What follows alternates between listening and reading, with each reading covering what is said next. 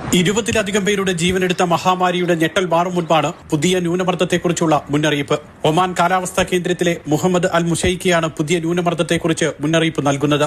April 24-25 തീയതികളിലാകും മഴയെത്തുകയെന്നാണ് പ്രവചനം. അടുത്തയാഴ്ച അവസാനത്തോടെ സുൽത്താനേറ്റിന്റെ അന്തരീക്ഷത്തിൽ കാര്യമായ മാറ്റങ്ങളുണ്ടാകുമെന്ന് meteorology office director general Abdullah al ഖാദുരിയും അറിയിച്ചു.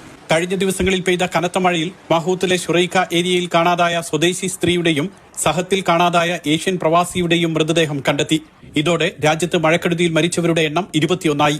കനത്ത മഴയ്ക്ക് ശമനമായി ആകാശം തെളിഞ്ഞതോടെ റോഡുകളുടെ അറ്റകുറ്റപ്പണികളും വീടുകളിലെയും വ്യാപാര സ്ഥാപനങ്ങളിലെയും ശുചീകരണ പ്രവർത്തനങ്ങളും തുടങ്ങി. വിവിധ ഗവർണറേറ്റുകളിൽ മുനിസിപ്പാലിറ്റികളുടെ നേതൃത്വത്തിൽ നഗര ശുചീകരണവും ആരംഭിച്ചിട്ടുണ്ട്.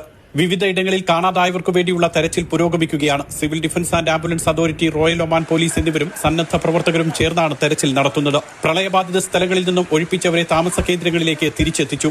ഓരോ പ്രദേശങ്ങളിലെയും നാശനഷ്ടങ്ങളുടെ കണക്ക് ശേഖരിച്ചു വരികയാണ്. Mathrubhumi news, Muscat.